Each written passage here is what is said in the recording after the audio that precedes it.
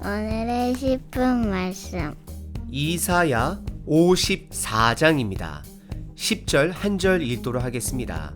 산들이 떠나며 언덕들은 옮겨질지라도 나의 자비는 내게서 떠나지 아니하며 나의 화평의 언약은 흔들리지 아니하리라. 너를 긍휼히 여기시는 여호와께서 말씀하셨느니라. 전장 53장에서는 고통받는 종의 모습을 통해 회복될 우리의 모습을 살펴봤습니다. 이사야서 40장서부터 지금 54장까지 내용을 세 가지 주제로 요약할 수 있습니다.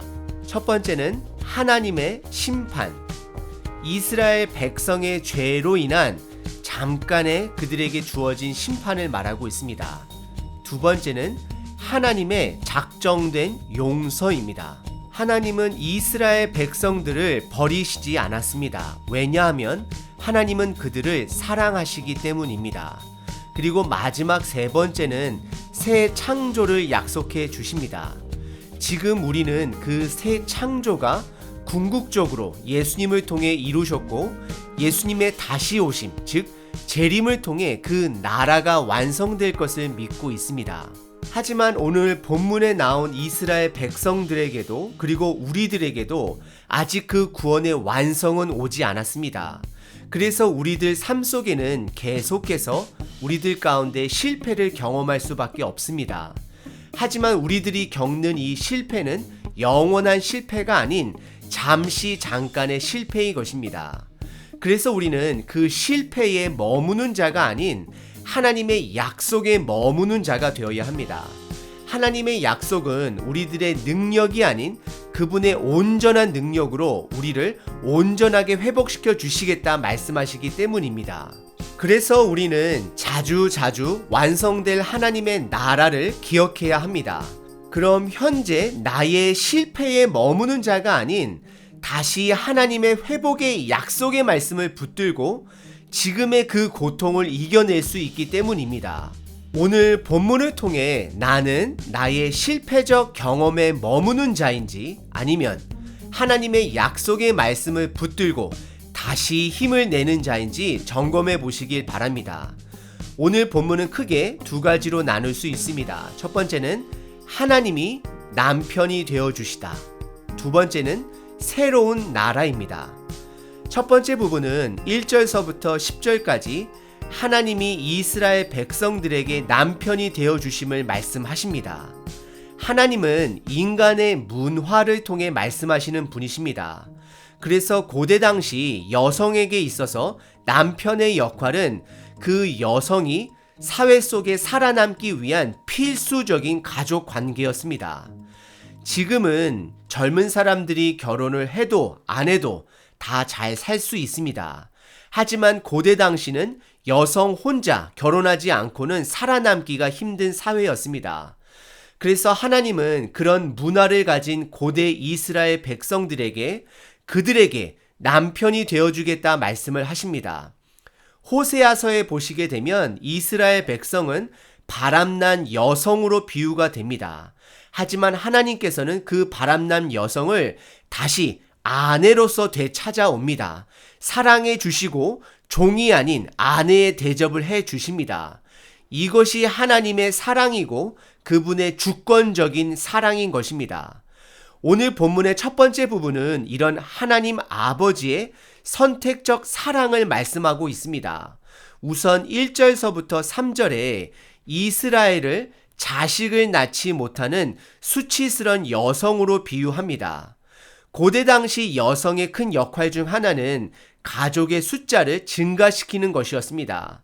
그러다 보니 남성에게 문제가 있다 할지라도 그 당시 눈으로 보이는 여성이 아이를 갖지 못하면 그 여성은 사회적으로 수치를 당하던 시대였습니다. 남자로 비유하자면 대학을 졸업했는데 평생 직장이 없는 상태인 것입니다. 그런 이스라엘을 1절에 초자연적인 능력으로 다시 번성시켜 주실 것을 말씀하십니다. 이것은 바벨론으로부터 불가능할 것 같은 그들의 노예 신분을 회복시켜 주실 것을 말씀하십니다. 1절입니다. 잉태하지 못하며 출산하지 못한 너는 노래할지어다. 산고를 겪지 못한 너는 외쳐 노래할지어다. 이는 홀로 된 여인의 자식이 남편이 있는 자의 자식보다 많음이라 여호와께서 말씀하셨느니라. 남편이 없는 여인이 어떻게 남편이 있는 자식보다 많아질 수 있겠습니까? 이거는 초월적인 하나님의 능력으로 이스라엘 백성들의 회복을 말씀하고 있는 것입니다. 그리고 2절과 3절에서는 황폐하게 될 그들의 성읍과 마을들이 사람들이 살아갈 수 있는 마을들로 회복될 것을 말씀하십니다. 그리고 4절과 5절에서는 두려워하지 말라, 놀라지 말라 말씀하시며 이제는 수치를 당하지 않을 것이고 특별히 5절에서는 하나님 본인이 그들의 남편이 되어줄 것을 말씀하시며 그들을 지켜줄 것을 약속해 주십니다. 5절입니다. 이는 너를 지으신 이가 내 남편이시라.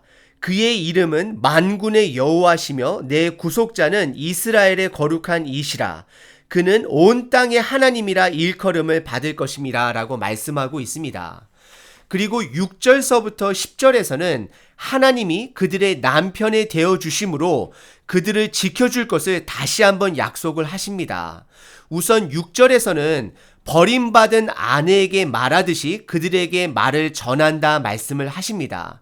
그리고 이어서 7절서부터는 세 가지 표현으로 하나님의 사랑을 드러내십니다. 첫 번째는 7절에 잠시 그들을 버렸으나 그들을 긍휼히 여겨 즉 불쌍히 여겨 다시 모을 것을 말씀을 하십니다. 그리고 두 번째는 8절에 넘치는 진노로 그들을 잠시 심판했지만 영원한 자비 즉 사랑으로 인해 그들을 불쌍히 여기신다 표현하십니다.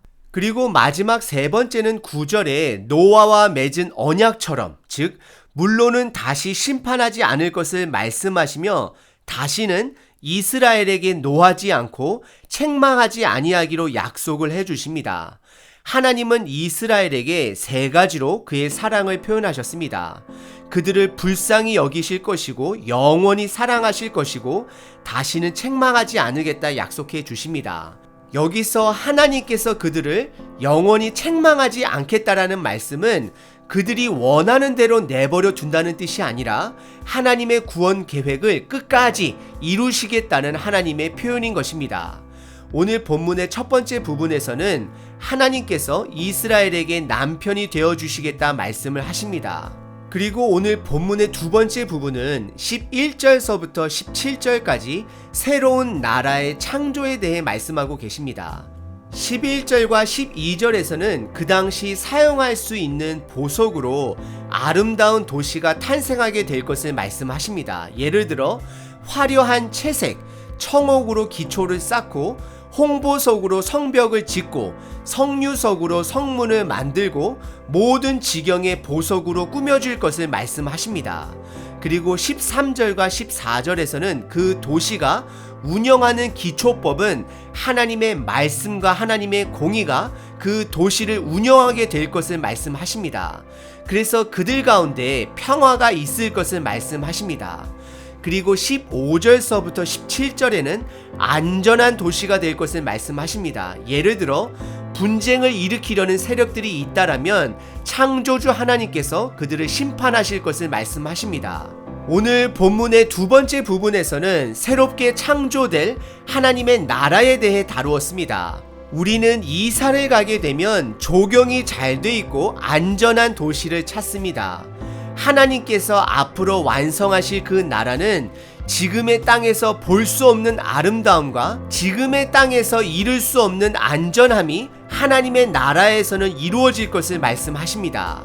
사실 오늘 본문에서 직접적으로 이스라엘을 언급하고 있지는 않습니다. 왜냐하면 하나님의 나라, 하나님의 복음은 모든 사람에게 약속이 되기 때문입니다. 하나님은 최종적 구원의 완성을 예수님을 통해 이루셨고 시작하셨습니다. 그리고 이제는 그 예수님의 돌아오심을 통해 완성만을 기다리고 있습니다. 더 이상 구약 성경과 같이 그림자 같은 예언은 없습니다. 이제는 너무나도 분명하고 확실한 예언만이 남아 있습니다. 비록 저와 여러분들이 이 땅에서 어려움을 겪을지라도 하나님께서 이미 예수님을 통해 시작하신 그 새 나라를 기억하시며 오늘 하루도 힘을 내시길 바랍니다. 오늘 본문 4절에서 말합니다. 두려워하지 말라. 하나님의 자녀로 오늘 하루 담대하게 살아가시길 바랍니다. 우리는 하나님의 자녀입니다. 파이팅! 파이팅!